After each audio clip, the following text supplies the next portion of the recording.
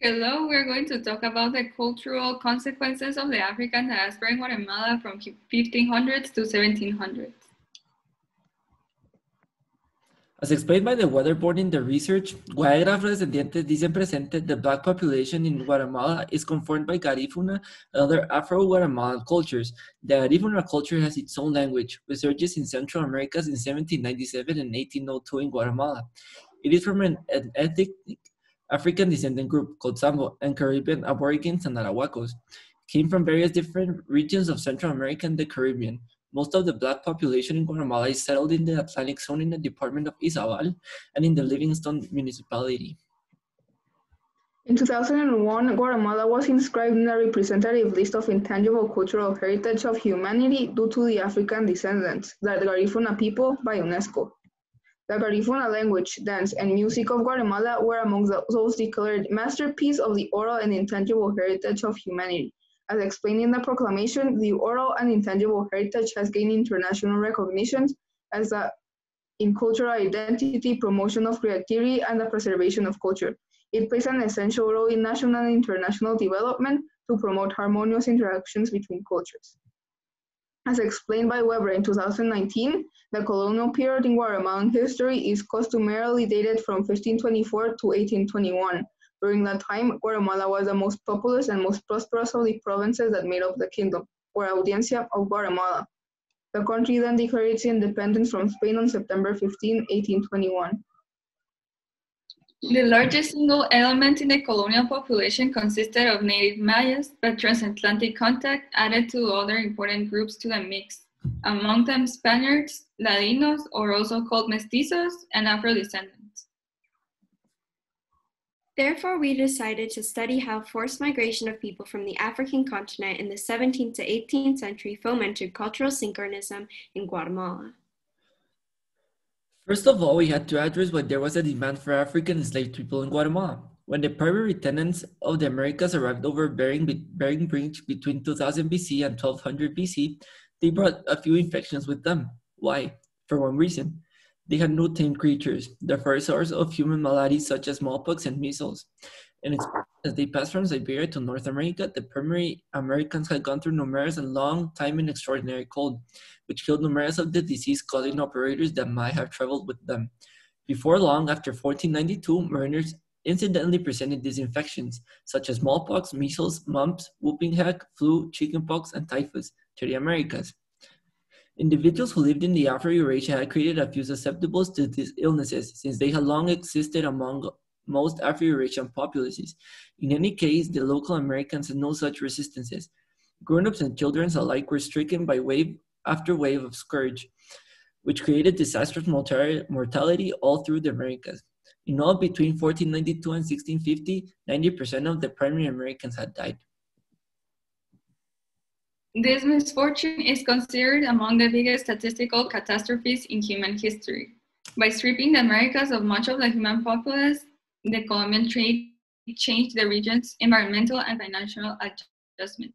Financially, the populace diminished by the Colombian trade, which is in the long term contributed to the foundation of African enslavement on a grand scale in America.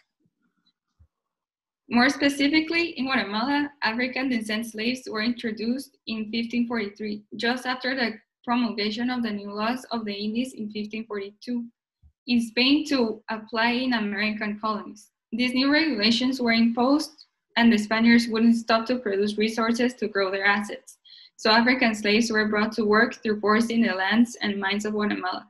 That is how the start of sugarcane plantations started, which is one of the biggest production enterprises of the country today. But how did these African enslaved people come to Guatemala? 53,000 to 70,000 African captives were forced to migrate to the Americas each year. They were loaded onto slave ships. It is known that during the whole journey, 8 to 10 million of them died.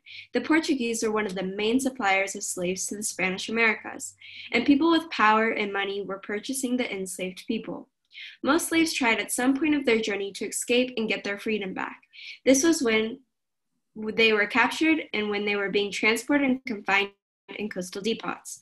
Another strategy enslaved people used to obtain their freedom was through self-purchase and military service, and also through escaping to territories that had not yet been conquered by whites. Therefore, we concluded that the forced migration of people from the African continent in the 17th to 18th century fomented cultural syncretism in Guatemala by mixing African musical instruments, dances, and rituals with Christianism, social encounters, and Guatemala's natural resources. The enslaved Africans in America introduced the mbira, drums, and marimba into Guatemala. Both drums were made out of animal skin and have similar forms. Because of its function of summoning solidarity among the slaves and connection between Santerian Spiritism rituals, the European elites and Christians have derided the drum and often tried to brand it as a nuisance to society. It is theorized that the Guatemalan marimba is of African origin in comparison with the woods they used, and currently the marimba is Guatemala's national instrument. The forced migration of people from the African continent fomented a mixture between African dances, rituals, and social encounters in Guatemala. The syncretism created by the African culture in Guatemala influenced La Punta, an African dance with Christian influence. When the African indentured laborers were exposed to Christianity and forced to participate in the Christian rituals, they were able to integrate part of the African dances into Christian ceremonies. We have arrived at the problem. How will globalization, lack of information, and miseducation about African culture and its synchronism in Guatemala affect the future heritage of the Garifuna people? The first solution we considered was creating a law to protect Garifuna heritage and history in the country. But after further research, this solution was discredited because the International Commission Against Impunity, or CICIG, published a report in 2020 in which it assures that illicit political economic networks continue to control the state and have diversified in a recent years. And we later found out that there is already a decree to protect Garifuna people. It is the Decree 8396. It is stated that the country should foment the cultural diversity of the Garifuna people, and with further research, we concluded that nothing is being done. The second solution we considered was to create an investigation about all the African enslaved people in Central America. With further investigation, we noticed that this was already done by the United Nations Educational, Scientific, and Cultural Organization. As explained in their investigation, African people were forced to work on sugarcane fields and were ruled by white supremacy. It was also helpful in recording and explaining names. We noticed that, yes, there is information about the African diaspora and African enslaved people coming to Guatemala, but there are only 6 pages of this in the whole investigation. We could also view a considerable bias in it, only on focusing on the economic value of the historical events. Finally, we're able to get to our final solution. We would start by teaching the Garifuna people the problem they are facing, how their history and heritage could be lost if it wasn't recorded, and incentivize them to get involved.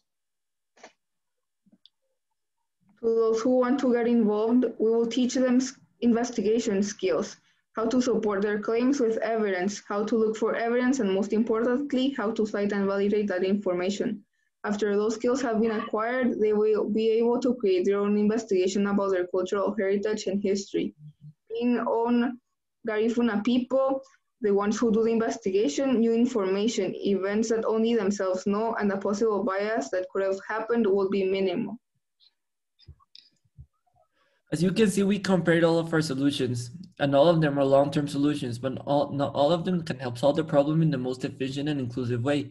By solving the problem from the people who are most affected by it, we are approaching it in a distinct new way.